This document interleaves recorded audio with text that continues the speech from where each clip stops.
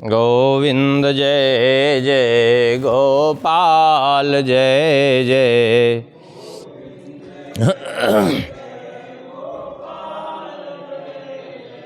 श्री राधा रमण हरि गोविंद जय जय।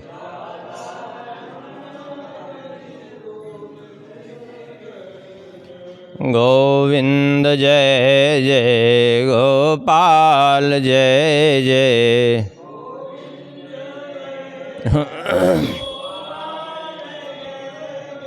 श्री राधा रमण हरि गोविंद जय जय।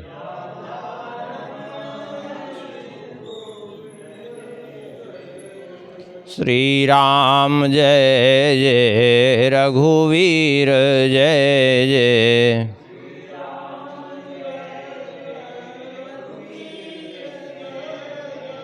सीतारमण श्री रघुनाथ जय जय।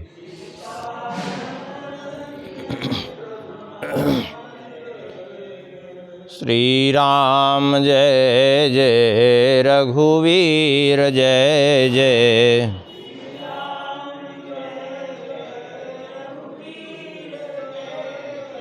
सीतारमण श्री रघुनाथ जय जय।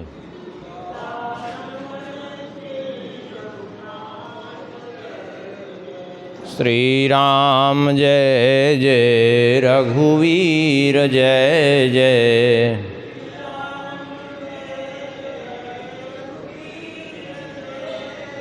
सीतारमण श्री रघुनाथ जय जय।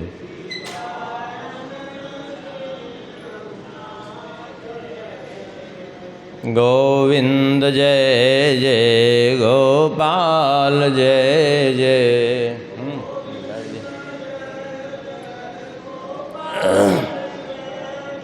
श्री राधा रमण हरि गोविंद जय जय। वहाँ पे है सीताराम। अरे सुनो वहाँ पे गोविंद जय जय गोपाल जय जय।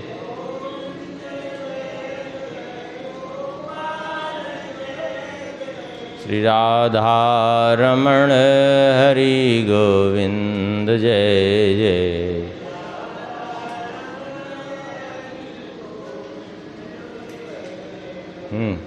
श्री वृंदावन बिहारी लाल की।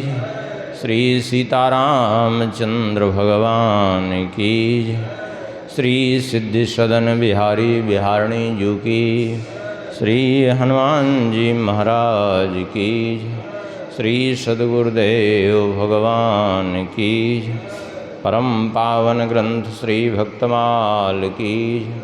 श्री नाभागो स्वामी जी महाराज की।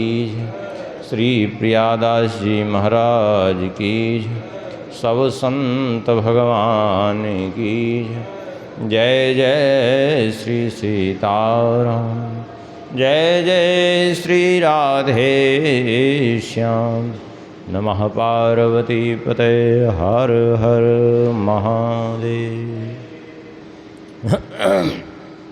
हरिशरणम।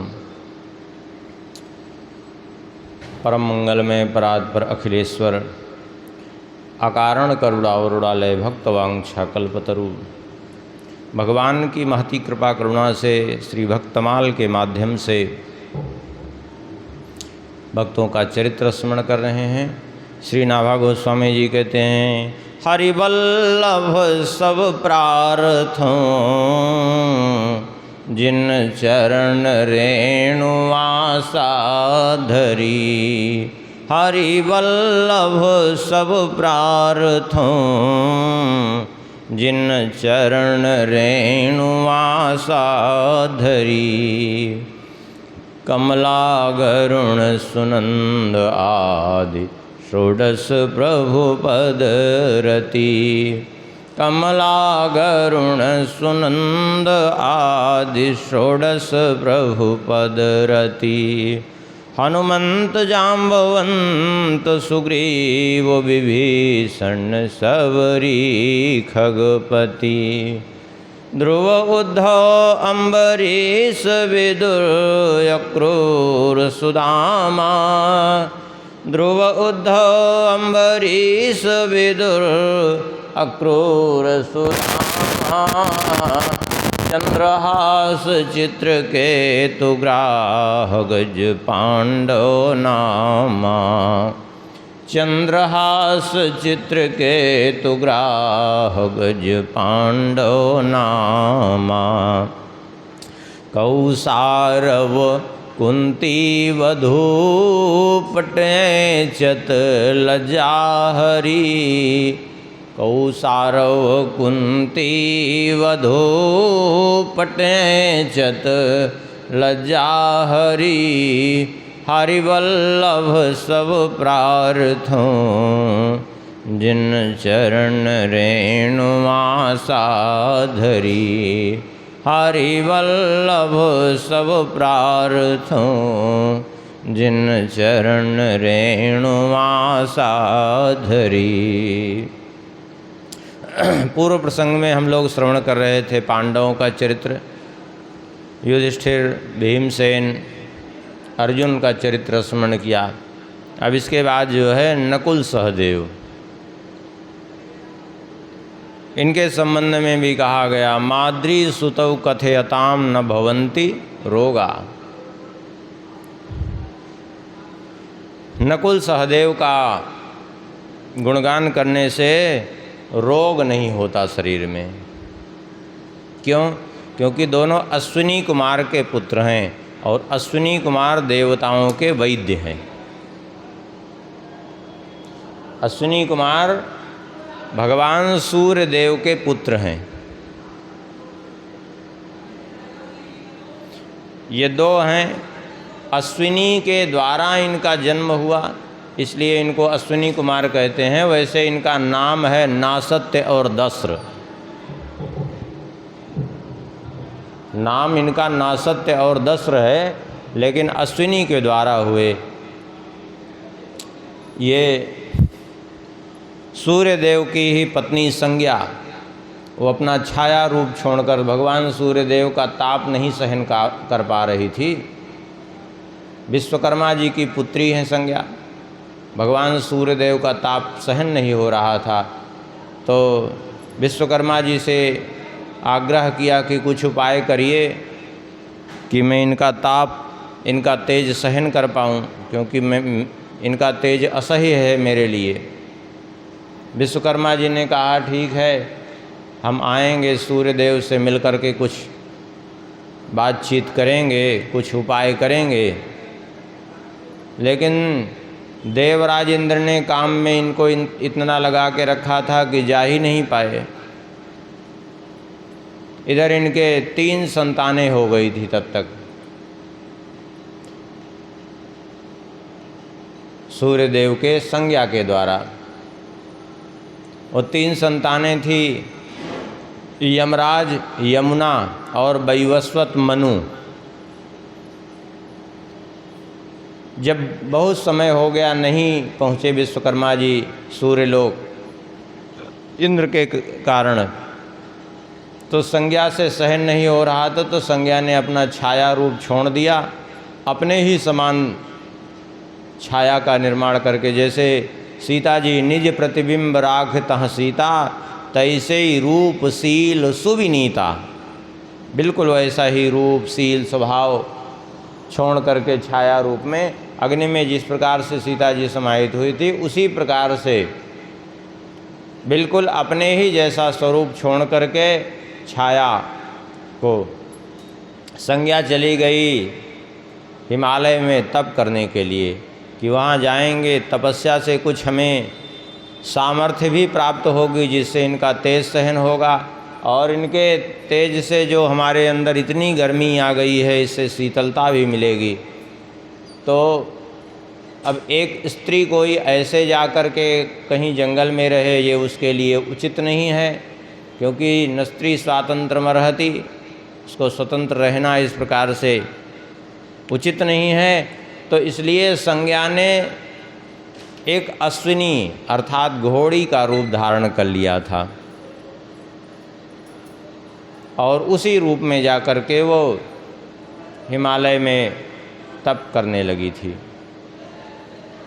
बाद में भगवान सूर्यदेव को जब इस रहस्य का ज्ञान हुआ है तो भगवान सूर्यदेव अश्वरूप धारण करके ही गए हैं अश्विनी के पास। तो अश्विनी कुमारों के द्वारा अश्विनी के द्वारा 2 संतानें हुई हैं। वे ही हैं दोनों अश्विनी कुमार जिनको कहते हैं नासत्य और दस्र। अश्विनी पुत्र होने के कारण अश्विनी कुमार कहलाए।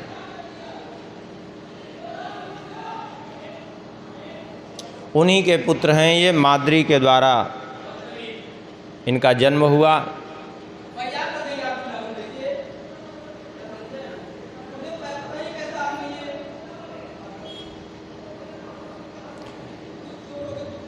नकुल उस समय सबसे सुंदर थे।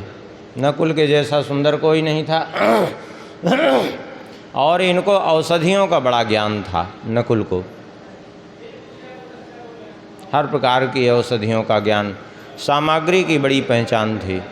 इसलिए जब राजसूय यज्ञ हुआ युधिष्ठिर जी का, तो उस राजसूय यज्ञ में युधिष्ठिर जी ने सामग्री संग्रह करने का कार्य इन्हीं को सौंपा था।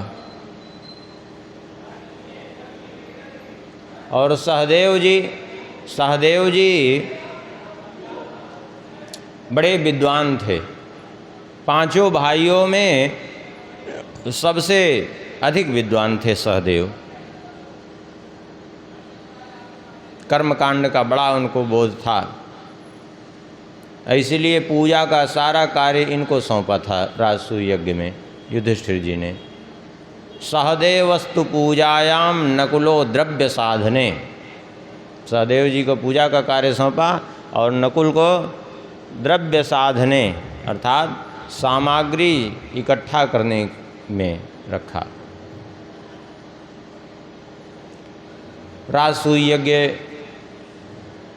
हो रहा था, उसमें जो है ये चर्चा होने लगी कि आखिर में कौन है अग्र पूजा का अधिकारी यहाँ। तो सहदेव जी ने ही कहा था कि इस अग्र पूजा के अधिकारी वास्तव में देखा जाए तो श्री कृष्ण ही हैं। श्री कृष्ण के अतिरिक्त अग्र पूजा का अधिकारी कौन हो सकता है, क्योंकि यहाँ जो कुछ भी है वो सब श्री कृष्ण का ही रूप है। यज्ञ है, यज्ञ में इनसे बढ़कर के श्रेष्ठ दूसरा पूजा का अधिकारी कौन हो सकता है, क्योंकि त्वं क्रतुस्त्वं हविस्त्वं हुतासः स्वयं। स्वयं ही जो है यज्ञ हैं, स्वयं ही यज्ञकर्ता ब्राह्मण हैं और स्वयं ही यजमान भगवान का ही स्वरूप स्वयं नहीं, यज्ञ की सामग्री सब भगवत स्वरूप ही होती है। इसलिए यही अग्र पूजा के अधिकारी हैं। और सहदेव जी ने कहा ये सारा विश्व ब्रह्मांड ही इन्हीं का स्वरूप है, सब इन्हीं से प्रकट है, इसलिए अग्र पूजा के अधिकारी यही हैं। इस बात का भीमसेन ने भी भीष्म जी ने भी समर्थन किया। भीष्म जी ने भी कहा कि सत्य कह रहे हैं, अग्र पूजा के अधिकारी यही हैं।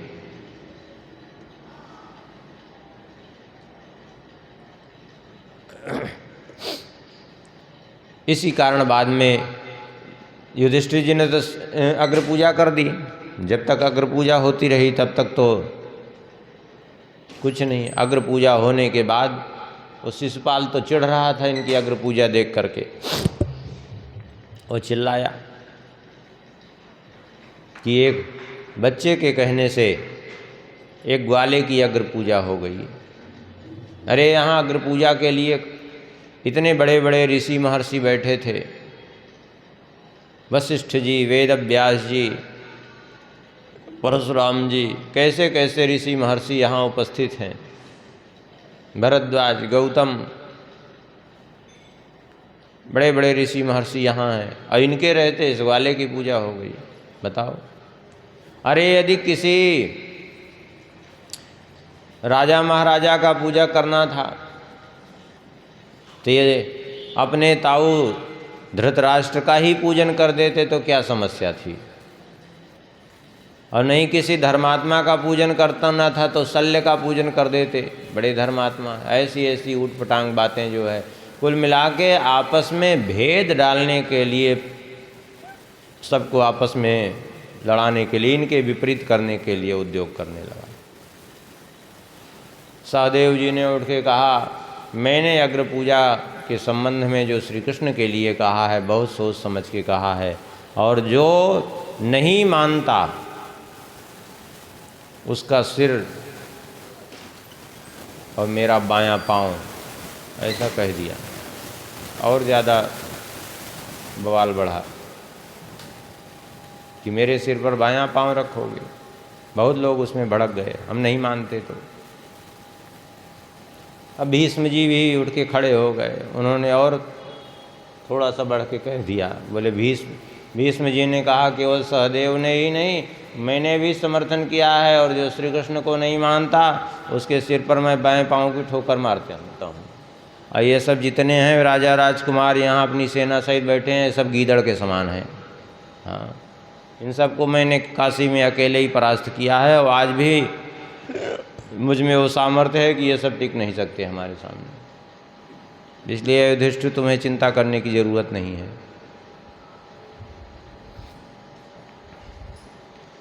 इससे सहदेव जी के विवेक का बोध होता है कि सहदेव जी वास्तव में जो है कितने विवेकवान थे। और भी नकुल और सहदेव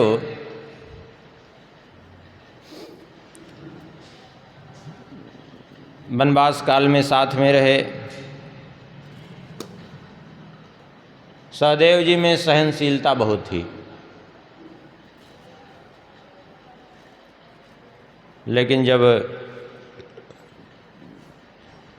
द्यूत में इतना बड़ा अन्याय हुआ और द्रौपदी के साथ अत्याचार हुआ तो ये लोग शांत तो रह गए युधिष्ठिर जी का रुख देख करके, लेकिन सहदेव जी ने प्रतिज्ञा की थी कि शकुनी का वध मैं अपने हाथों से करूँगा।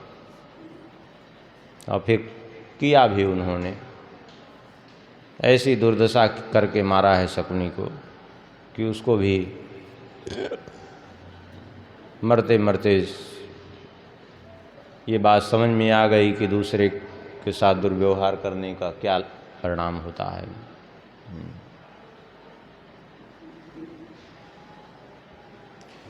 अब वनवास काल जब इनका पूर्ण हुआ, अज्ञातवास का समय जब आया, ये पहुँचे पांचों भाई विराटनगर।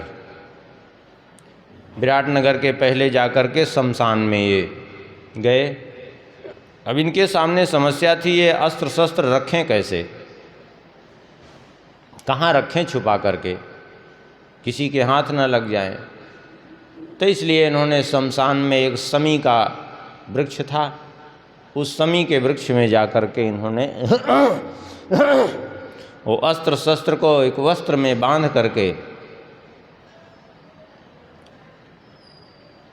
ऊपर पेड़ पे रख दिया,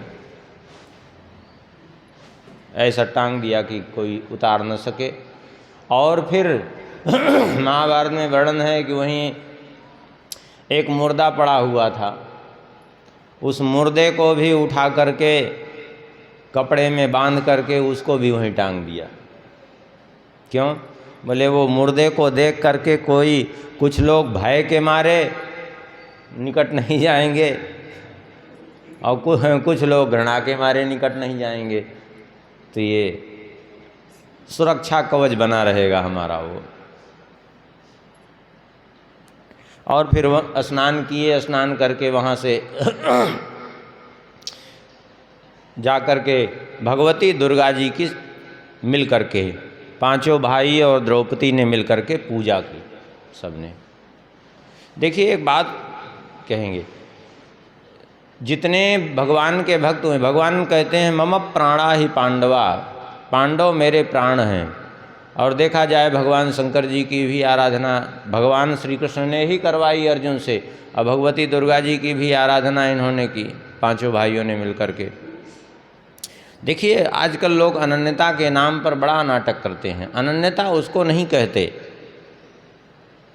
कि किसी एक की पूजा करे दूसरे की अवहेलना। अनन्यता माने एक भगवान के अतिरिक्त कुछ चाहे ही नहीं, और दूसरी बात यह है भगवान के अतिरिक्त कुछ है ही नहीं। सत्य तो यही है, ना अन्यः सा अनन्यः। जैसे गोपियों ने आराधना की किसकी? कात्यायनी जी की, और चाहा किसको? श्री कृष्ण को।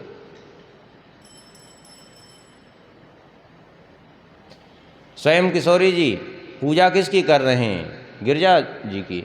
चाह क्या रही हैं? जय जय गिरिवर राज किशोरी, जय महेश मुख चंद्र चकोरी। ये पूजन कर रही हैं उनका, और चाह क्या रही हैं? हमें श्री राम जी पति रूप में प्राप्त हों।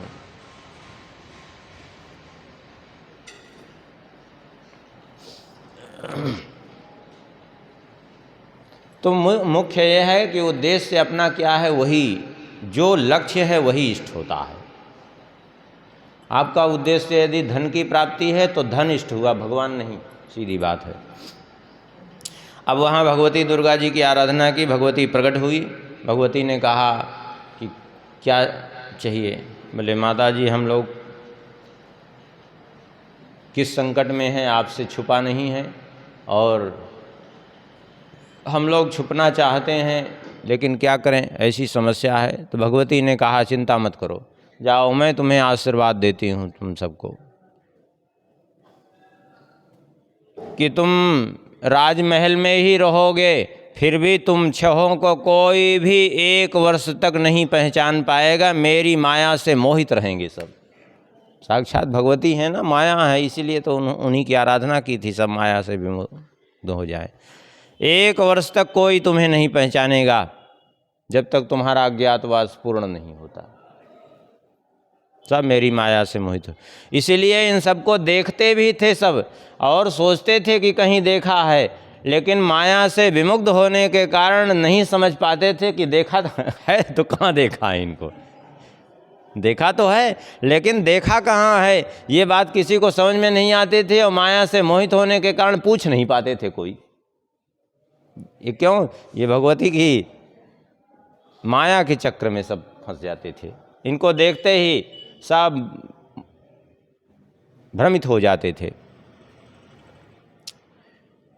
भगवती तो आशीर्वाद दे करके अंतर्ध्यान हो गई। अब ये हुआ कि कौन किस रूप में रहेगा विराट नगर के यहाँ, विराट नगर में राजा विराट के यहाँ। तो युधिष्ठिर जी ने कहा मैं कंक बन कर के रहूँगा और कह दूँगा मुझे जुआ खेलना अच्छे से आता है, तो मैं उनके साथ जुआ खेलने का काम करूँगा और उनको सलाह देने का काम करूँगा। ठीक है। बोले भीमसेन ने कहा मुझे रसोई बनाने का कार्य बहुत अच्छे से आता है, रसोई में बनाऊंगा, उससे हमारा 2 काम होगा। एक तो रसोई अच्छी से, मैं ऐसी रसोई बनाऊंगा कि कभी ऐसा भोजन किया भी नहीं होगा राजा विराट ने, क्योंकि रसोई बहुत बढ़िया बनाते थे भीमसेन। रसोई बनाने में 2 व्यक्तियों का नाम बहुत इतिहास में प्रसिद्ध है, एक राजा नल का और एक भीमसेन का। राजा नल जो कुछ भी अपने हाथ से बना देते, यद्यपि राजा थे वो बनाना उनका काम नहीं था, लेकिन जो कुछ भी बना देते वो चूँकि अग्निदेव का वरदान था उनको, वो ऐसी स्वादिष्ट रसोई तैयार हो जाती, वो व्यंजन इतना स्वादिष्ट हो जाता कि उसका कोई जोड़ नहीं रहता। और ऐसे भीमसेन भी रसोई में ऐसी बनाते थे कि कोई उसका जोड़ नहीं। तो भीमसेन ने कहा कि मैं रसोई बनाने का काम करूंगा और इससे हमारी भोजन की भी सुविधा रहेगी। भोजन भी बर्बाद नहीं होगा, पेट भी हमारा भर जाएगा। जितना भोजन बचता, बनाते पर्याप्त, बहुत लोगों के लिए रसोई बनती। और विशेषता ये रहती कि इससे राजा विराट को भी बड़ी प्रसन्नता होती, क्योंकि कभी एक अन्न का दाना बर्बाद नहीं हुआ जब तक भीमसेन रहे। क्योंकि जितना बचता था अंत में सब कुछ खा जाते थे, छोड़ते ही नहीं थे। हाँ, ये छोड़ेंगे नहीं तो बर्बाद कहाँ से होगा। कम बचा तो, ज़्यादा बचा तो, सब पूरा चट कर गए। अर्जुन ने कहा कि अब हमारा समय आ गया है वो श्राप को स्वीकार करने का जो उर्वशी ने दिया है। तो मैं बृहन्नला के रूप में 1 वर्ष तक तो हमको पूरा करना ही है वो श्राप। तो यही अवसर उचित है। देवराज इंद्र ने भी यही बात कही थी कि 1 वर्ष तुम्हें छुपने के लिए ये श्राप ही वरदान का काम करेगा। तो हम बृहन्नला के रूप में रह करके राजकुमारी को शिक्षा देंगे नृत्य संगीत की। और संगीत स्वर्गलोक से सीख के आए थे। चित्रसेन नाम के गंधर्व ने सिखाया था संगीत इनको, देवराज इंद्र के कहने से। और देवराज इंद्र ने कहा था ये भविष्य में तुम्हारे काम आएगा ये संगीत का। आखिर में वो नृत्य संगीत की शिक्षा देने के लिए द्रौपदी ने कहा मैं शैरेंद्री बन जाऊंगी। ठीक है, अब बचा काम नकुल सहदेव का। नकुल सहदेव ने भी अपना अपना काम लिया। नकुल ने कहा हमें जो है घोड़ों की अच्छी पहचान है, कौन किस कोटि के घोड़े हैं, कौन कितनी अच्छी नस्ल के घोड़े हैं, और किस घोड़े की कितनी गति होगी, यह सब मैं घोड़े को देख करके बता सकता हूँ। ये मेरी पारखी दृष्टि है। तो घुड़साल का काम इन्होंने लिया। और सहदेव जी ने कहा कि हमें गैयों की रखवाली का, गैयों के बारे में खूब अच्छी जानकारी है। आप कहेंगे गैयों की जानकारी इनको कैसे थी? इनको गैयों की जानकारी इसलिए थी, इंद्रप्रस्थ में युधिष्ठिर जी के पास 11 करोड़ गैया तो केवल ऐसी थी जो अलग अलग जो है प्रकार की 11 प्रकार की गैया इनके पास 1-1 करोड़ गैया थी। 11 करोड़ गैया तो वो थी, और इसके अतिरिक्त जो थी वो सब मिली जुली, उनका तो कहना ही क्या है। और उस सब का संचालन पूरे गौशाला का सहदेव करते थे। और सहदेव ने एक बात और भी वहाँ कही है। सहदेव ने कहा कि मैं ऐसे बैलों को जानता हूँ, बैलों की उस नस्ल को भी मैं पहचानता हूँ जिन बैलों के नस्ल के गोमूत्र को सूंघने से, जिनका मूत्र सूंघ लेने से बंध्या स्त्री को गर्भ ठहर जाता है, बंध्या स्त्री भी उसका बंध्यात्व समाप्त हो जाता है। ये कोई आश्चर्य की बात नहीं है, क्योंकि ऐसे ऐसे हैं भी गैया के अंदर, ऐसी ऐसी गैया होती हैं, ऐसे ऐसे बैल होते हैं जिनके अंदर ये गुण होता है। इसलिए इसमें कोई आश्चर्य नहीं मानना चाहिए। सब कुछ इस धरती में उपलब्ध है, लेकिन धीरे धीरे सब लोप होता गया। क्यों? इसलिए लोप होता गया कि लोगों की दशा ऐसी खराब है कि लोग जो है पाश्चात्य सभ्यता के पीछे इतने अंधे हो गए कि अपनी वास्तविकता को भूल गए हैं। नहीं, हमारे शास्त्रों में सब कुछ वर्णन है, लेकिन वास्तविकता को भूल गए, पाश्चात्य सभ्यता में ऐसे पड़ गए कि उनको अपनी भारतीय संस्कृति से लेना ही देना नहीं है कुछ। और जब लेना देना ही नहीं है तो जानेंगे क्या? नहीं, देख लीजिए, पहले वैद्य ऐसे होते थे कि उनको जो है बस केवल नाड़ी पकड़ लेते, शरीर का नख से सिख तक का रोग बता देते थे और इलाज भी कर देते थे सहजता से। अब आज मशीन से जांच करने के बाद भी रोग का पता नहीं चल पा रहा है, लोग परेशान हैं, इलाज नहीं हो पा रहा है। बताइए क्या दशा है। और इसको लोग अपनी उन्नति समझ रहे हैं। ये है लोगों की बुद्धि। वो कैसा, सोच लीजिए, विचार करिए कि आयुर्वेद का कैसा प्रभाव था, वैद्यों के अंदर कितनी जो है क्षमता रहती थी कि दिन भर युद्ध लड़ते, घायल होकर के एकदम आते और उनको ऐसा बढ़िया इलाज कर देते कि जो है फिर से दूसरे दिन युद्ध के लिए पहुंच जाते थे। अब आजकल तो ऐसी स्थिति हो गई जिसको कहते हैं कि अंग्रेजी दवा तेज काम करती है, लोग कहते हैं ना। अब वो तेज ऐसा काम करती है कि किसी को थोड़ा सा चोट लग जाए तो फिर 1.5 महीने के लिए प्लास्टर चढ़ जाएगा, उसके बाद फिर प्लास्टर उतरने के बाद भी 2-4 महीना तो उसको सामान्य होने में लग जाता है। अब फिर धीरे धीरे पूरी तरह सामान्य होने में तो वर्षों से ज़्यादा का समय लगता है। और कहेंगे आज का विज्ञान तेज है। विज्ञान कुछ नहीं तेज है।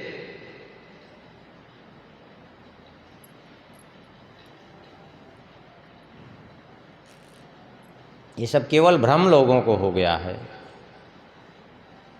सत्य तो ये है कि शिक्षा प्रणाली के साथ ही ऐसा खिलवाड़ कर दिया गया,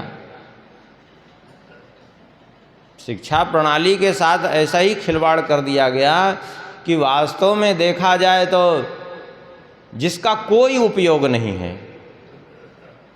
पहले वैदिक गणित चलती थी, ऐसे लोग बोलते जाते, धड़ाधड़ प्रश्न का उत्तर गणित से देते जाते लोग। आवाज़ और ऐसी गणित चला दिए कि वो जो है जिसका कोई उपयोग नहीं। लोग कहते हैं चलो ये मैथ से पढ़ रहे हैं, इंजीनियरिंग करेंगे। अब जो मैथ आजकल पढ़ा रहे हैं उसमें इंजीनियरिंग का कोई काम नहीं है, बताओ। और नहीं जो इंजीनियर हों बतावें कि जो आजकल पढ़ाते हैं a+b का होल स्क्वायर = 2 ये सब कौन से इंजीनियरिंग में काम आती है ये पढ़ाई, बताइए। केवल जो है भ्रमित करके ऐसा भटका दिया गया कि कहीं जो है उस काम उसका कुछ है ही नहीं है। लेकिन उस शिक्षा को इतना कठिन कर दिया गया कि वो बेचारे उसी में त्रस्त रह गए, कहीं के कुछ कर ही नहीं पाए। ये दशा कर डाली भारतीयों की। और इतिहास के साथ ऐसी छेड़छाड़ करके उसको पढ़ा दिया गया कि जो है जो जीवन भर अत्याचार किए इस भारतवर्ष के ऊपर जब से आए हैं तब से, और उनको लोग महान बताते हैं। अब आज भी उनके गुणगान करते लोग थकते नहीं हैं। यह है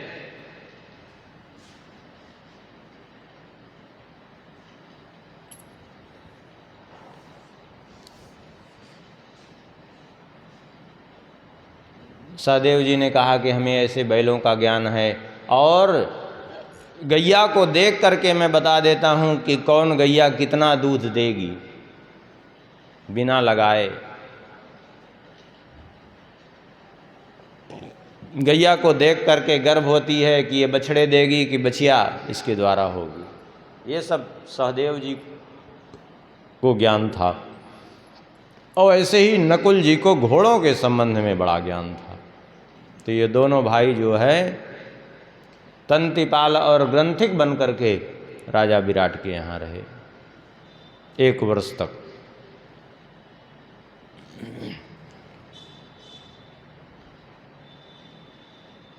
युद्ध में भी बड़े बड़े इन्होंने कार्य किए।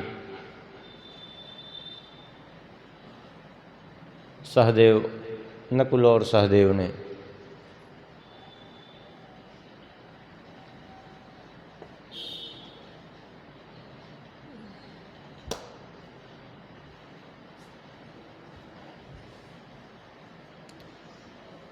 इन दोनों के प्रति बड़ी युधिष्ठिर जी की भी बड़ी प्रीति थी और कुंती जी की भी। कुंती जी अपने पुत्रों से बढ़ करके इन दोनों भाइयों से ज़्यादा प्रेम करती थी। क्यों? इसलिए इनसे प्रेम करती थी ज़्यादा। अपने पुत्र भीमसेन, युधिष्ठिर और अर्जुन से बढ़ करके इनसे क्यों प्रीति करती थी? इसलिए प्रीति करती थी कि कभी इनको इस बात का आभास न होने पावे कि मेरी माँ नहीं है, क्योंकि माद्री के पुत्र थे ना। कभी कोई संकट आता तो अपने पुत्रों को भले ही आगे कर देती, लेकिन इनको हमेशा बचा के रखती। ऐसी इनके प्रति जो है कुंती जी, कभी वो माने सौतेला व्यवहार नहीं, बल्कि अपने पुत्रों से बढ़कर के हमेशा कुंती जी ने इन दोनों भाइयों को माना और हमेशा इनका ध्यान रखा। और देख लीजिए युधिष्ठिर जी के चरित्र में भी ये बात आती है। युधिष्ठिर जी ने जब यक्ष ने कहा जीवित कर दूंगा एक को, जिसको कहो, तो इन्होंने नकुल का नाम लिया कि नकुल को जीवित कर दो या तो सहदेव को जीवित, लेकिन अपने भाइयों को अर्जुन भीम जिनके बल पर वो संपूर्ण पृथ्वी को जीत सकते थे, उनको नहीं कहा। क्यों? इसलिए कि माद्री के पुत्र हैं ये। कुंती का एक पुत्र मैं जीवित हूँ, तो एक पुत्र तो कम से कम माद्री का भी जीवित होना चाहिए। इसलिए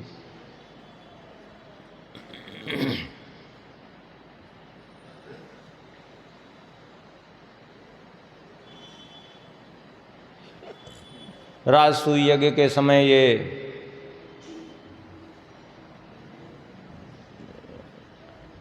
नकुल पूर्व दिशा की ओर युद्ध करने के लिए गए थे, राजाओं को जीतने के लिए, और सहदेव दक्षिण दिशा की ओर, भीमसेन पश्चिम दिशा और ये अर्जुन उत्तर दिशा की ओर गए थे।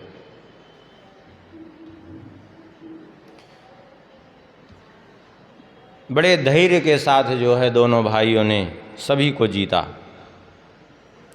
समुद्र के तट पर जब पहुंच गई सहदेव की सेना, तो सब निराश हो गए कि अब आगे कैसे चलेंगे। सहदेव ने कहा कि कुछ न कुछ उपाय तो निकलेगा ही निकलेगा, किसी तरह तो विभीषण जी से भी कर हमें लेना ही है।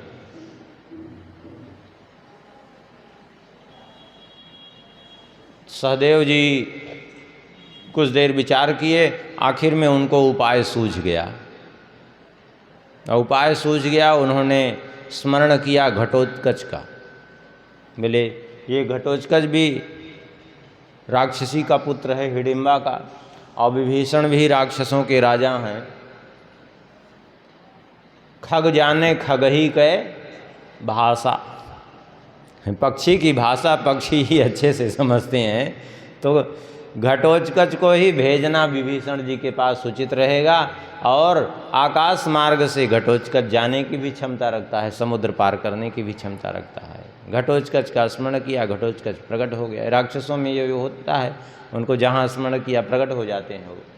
हाँ, जब प्रकट हो गया, सहदेव के चरणों में प्रणाम किया। बोले कहिए काका जी कैसे स्मरण किया। बोले यहाँ तक तो हम आ गए हैं, अब विभीषण जी से कर लेना है। अब बताओ क्या किया जाए। तुम समुद्र पार करके जा सकते हो, हम लोग कैसे जाएंगे सेना से। घटोत्कच ने कहा चिंता मत करेंगे, मैं जाकर अवश्य लूँगा उनसे। घटोत्कच पहुँचा सीधा विभीषण जी के सभा में, और विभीषण जी की सभा में जाकर के घटोत्कच ने कहा देखिए, श्री कृष्ण की आज्ञानुसार महाराज युधिष्ठिर यज्ञ कर रहे हैं, राजसूय यज्ञ, और जब तक संपूर्ण पृथ्वी के राजाओं से कर नहीं लेते तब तक यज्ञ नहीं होगा। इसलिए आप या तो युधिष्ठिर जी को चक्रवर्ती स्वीकार करिए, कर दीजिए, और नहीं तो फिर हमसे युद्ध करिए, हम तुम्हारी सेना से युद्ध करेंगे। विभीषण जी ने जब सुना कि श्री कृष्ण के कहने से युधिष्ठिर जी यज्ञ कर रहे हैं, सुन करके बड़े प्रसन्न हुए विभीषण जी, और बोले हमें युद्ध करने की आवश्यकता ही नहीं। श्री कृष्ण और श्री राम अलग थोड़े ही हैं। जब हमारे प्रभु ने ही जिसको आज्ञा दी है, जिसको चक्रवर्ती बनाने का उन्होंने निश्चय किया है, उसको हम चक्रवर्ती ना स्वीकार करें, ऐसा कैसे हो सकता है। हमारा सौभाग्य है, हम भी चल करके सहदेव जी का दर्शन करेंगे। और अवश्य भेंट करेंगे। बहुत सा स्वर्ण रत्न आदि लेकर के विभीषण जी वहाँ से घटोत्कच के साथ आए हैं और सहदेव जी को भेंट किया।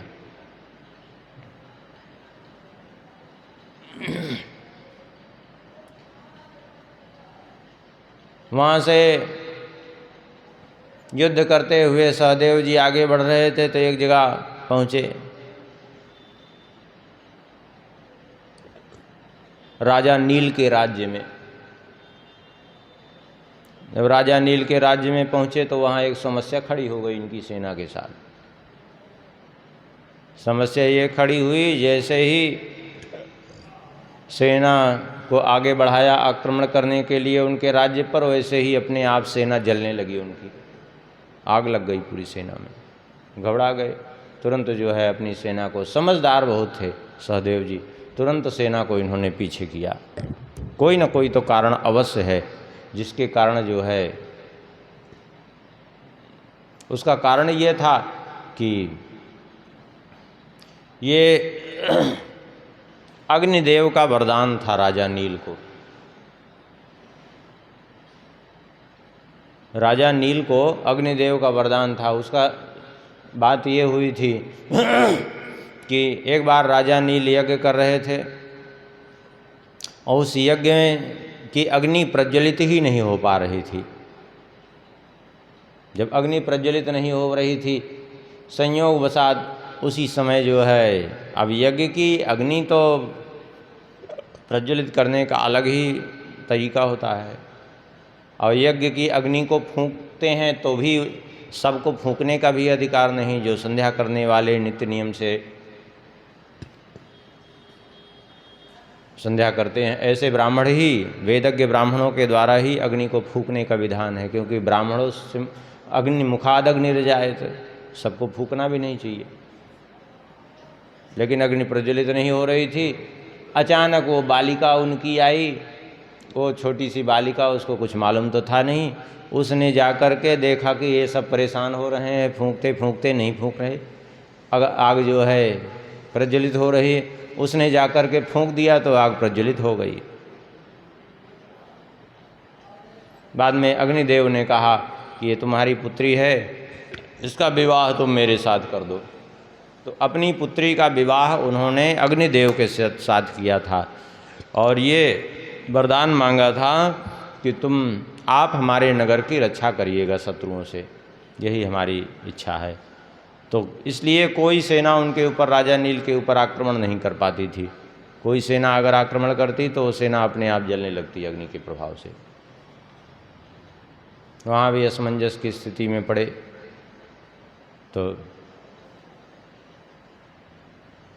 बाद में राजा नील को ज्ञात हुआ कि ये श्री कृष्ण के जो है आज्ञा से आए हैं। तो राजा नील ने आकर के संधि भी की इनसे।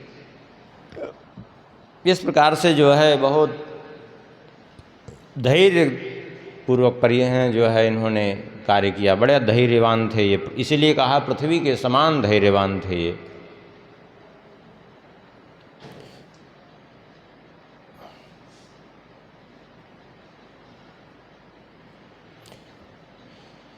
और इनके गुणों का वर्णन श्री द्रौपदी जी एक जगह करती हैं। द्रौपदी जी कहती हैं, या सर्वधर्मार्थ विनिश्चयज्ञो भयार्तानां भयहर्ता मनीषी प्राणैर्गरीया समनुव्रतं वै सैव वीरो नकुलो पतिर्मे।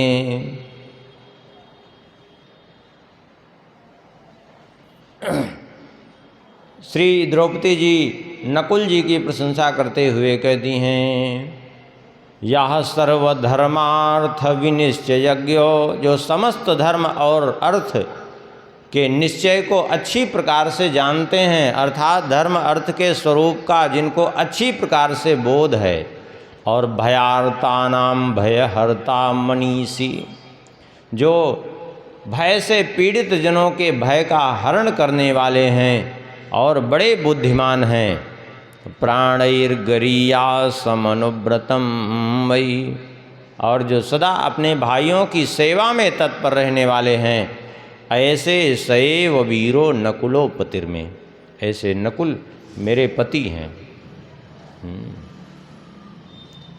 बुद्ध्या समयस्य नरो न विद्यते, वक्ता तथा सत्सु विनिश्चयज्ञः, सएष सूरो नित्यमर्षणस्य, धीमान् प्राज्ञः सह देवः पतिर्मे, त्यजेत प्राणान् प्रविशेद्व्यवाहं, न त्वे वै सव्याहरे धर्मवाह्यम्। सहदेव जी की प्रशंसा करते हुए श्री द्रौपदी जी कहती हैं, बुद्ध्या समो यस्य नरो न विद्यते, जिसके समान कोई भी मनुष्य बुद्धि में नहीं है, अर्थात जिनकी बुद्धिमत्ता में कोई तुलना नहीं है इस पृथ्वी पर। अभी थोड़ी देर पहले बताए थे ना, सहदेव जी महान विद्वान थे, बड़े बुद्धिमान थे, बुद्धिमानता में जिसकी कोई तुलना नहीं, और वक्ता तथा सत्सु विनिश्चयज्ञः, और बोलने की अद्भुत कला जिनके पास है, अच्छे वक्ता हैं। वक्ता कौन अच्छा होता है? वक्ता वही उत्तम माना गया है जिसके वचन को सुनकर के सभा में बैठा हुआ छोटी से छोटी मति का व्यक्ति और ऊंची से ऊंची मति का व्यक्ति जिसको अच्छी प्रकार से समझ सके जिसके वचन को। अब नहीं तो आधे लोगों को समझ में बात आई, आधे लोगों को नहीं आई, तो किस काम का? उत्तम वही है जिसकी बात को सब समझ सके, जो सबके लिए जो है उपयोगी हो। चाहे वो बड़े बड़े विद्वान बैठ जाएं तो उनके लिए भी जो बोल सके, उसके बात को वे भी ग्रहण कर सकें, और मूर्ख से मूर्ख व्यक्ति हो वह भी ग्रहण कर सके। कहते हैं सएष सूरो नित्यम अमर्षणस्य, ऐसे सूरवीर हैं। और एक विशेषता क्या? बोले अमर्षणस्य, अमर्ष नहीं, ईर्ष्या द्वेष नहीं है उनमें।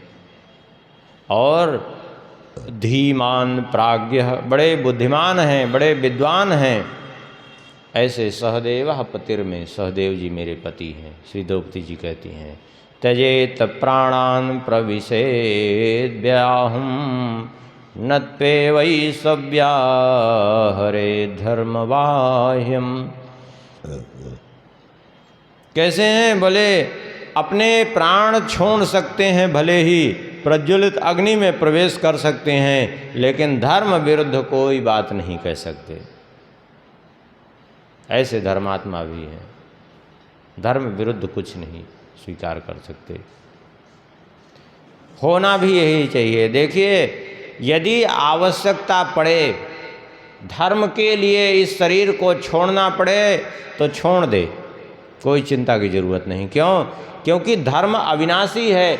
अविनाशी के लिए इस विनाशी शरीर का त्याग करना कोई हानि नहीं है, लेकिन इस विनाशी शरीर के सुख के लिए अविनाशी धर्म का परित्याग कर देना, ये कितना दुर्भाग्य है। अब आज लोग यही कर रहे हैं, धर्म का ही परित्याग कर दे रहे हैं। किस लिए? बोले केवल शरीर की सुख सुविधा के लिए धर्म का परित्याग करते हैं। इसलिए धर्म का परित्याग नहीं करना चाहिए। आवश्यकता पड़े तो शरीर का भले ही त्याग करना पड़े तो कोई वो नहीं, क्योंकि धर्म शाश्वत है, धर्म सनातन है। रामो विग्रहवान धर्म, राम जी साक्षात धर्म विग्रह हैं। जो धर्म छोड़ दे और भगवान को प्राप्त करना चाहे, संभव ही नहीं है। यदि धर्म को अपने पकड़े रहेगा तो भगवान को पकड़ने की जरूरत नहीं पड़ेगी, भगवान स्वयं आ जाएंगे उसकी पकड़ में। भगवान स्वयं आकर के उसके हृदय से लग जाएंगे। और धर्म का परित्याग कर दिया और भगवान को पकड़ना चाहता है तो ये असंभव है। विश्वामित्र जी जब गए महाराज दशरथ जी से श्री राम लक्ष्मण जी को मांगा, मना कर दिया। वशिष्ठ जी ने बाद में समझाया, तुम नहीं जानते हो, एस विग्रहवान धर्म, श्री राम जी धर्म विग्रह हैं। और यदि तुम धर्म का परित्याग कर देते हो, तुमने वचन दिया है इनको जो मांगोगे वो मैं पूरा करूंगा, तुमने वचन दिया है, और यदि तुम वचन नहीं पूरा करोगे तो तुम्हारा धर्म नष्ट हो जाएगा, और धर्म नष्ट हो जाएगा तो राम जी को तुम नहीं पकड़ पाओगे, और तुम्हारा यदि धर्म सुरक्षित रहेगा तो राम जी तुम्हारे पास रहेंगे। और जैसे ही तुम्हारा वचन भंग होगा फिर चाह करके भी राम जी को पकड़ नहीं पाओगे, राम जी तुमसे दूर हो जाएंगे। इसलिए धर्म की रक्षा करो। तुम्हारी गोद में इसलिए खेल रहे हैं क्योंकि तुम धर्मात्मा हो, और जैसे ही अधर्म बनेगा वैसे ही अपने आप ये तुमसे दूर हो जाएंगे बिना कुछ किए। इसलिए भगवान को पकड़ने के लिए धर्म को पकड़िए। धर्म पकड़े रहेंगे तो भगवान अपने आप पकड़ में आ जाएंगे। अब कहेंगे भगवान तो कह रहे हैं, लोग आजकल कह देते हैं अरे भगवान तो स्वयं ही कह रहे हैं सर्वधर्मान परित्यज्य। अरे धर्मान परित्यज्य भगवान कह रहे हैं, लेकिन क्या कह रहे हैं पहले पूरी बात समझो तो। सर्वधर्मान परित्यज्य माम एकम शरणम व्रज, भगवान कह रहे हैं समस्त धर्मों का परित्याग करके मेरी शरण में आ जाओ। तो कौन सा धर्म परित्याग करना है? बोले धर्मम भजस्व सततम त्यज लोक धर्मान, लौकिक धर्म का परित्याग करके। लौकिक धर्म क्या? बच्चों का पालन पोषण करना भी धर्म है, पत्नी की देखरेख करना भी धर्म है, संसार का निर्वाह करना भी धर्म है। इन सब धर्मों का परित्याग करके भगवान कहते हैं मेरी शरण में आ जाओ। यदि कह दिया जाए कि भगवान सारे धर्म का ही परित्याग करने के लिए कह रहे थे, तब तो फिर क्या शरणागति एक धर्म नहीं है क्या? भगवत भक्ति करना धर्म नहीं है क्या? त्याग किसका? लोग इस चीज़ को नहीं मानते तो क्या करेंगे? बोले त्याग कर रहे हैं। क्या त्याग किए?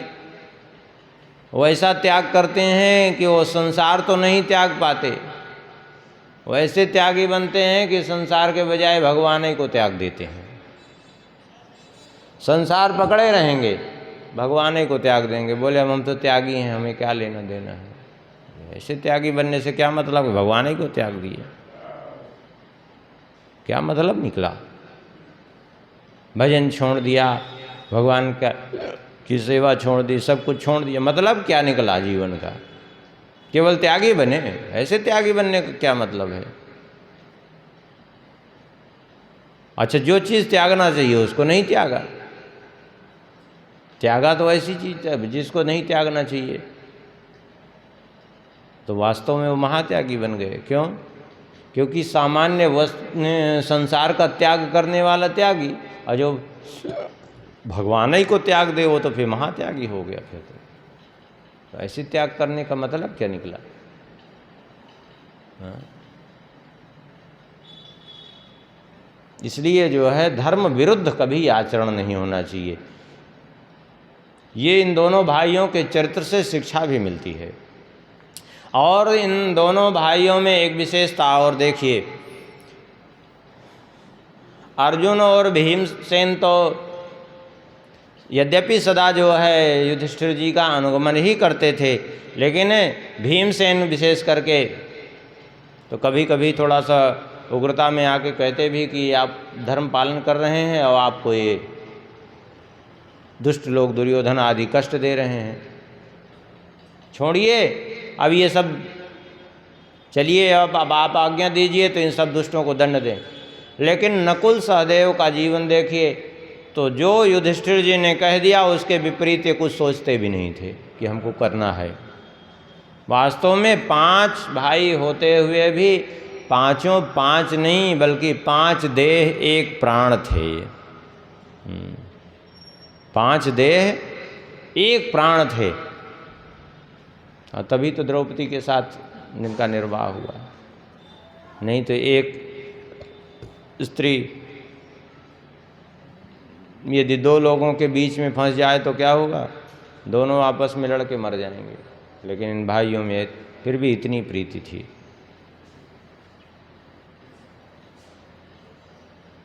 ऐसे आपस में इनकी प्रीति थी पांडवों की, और यही पांडवों का चरित्र संपन्न करते हैं।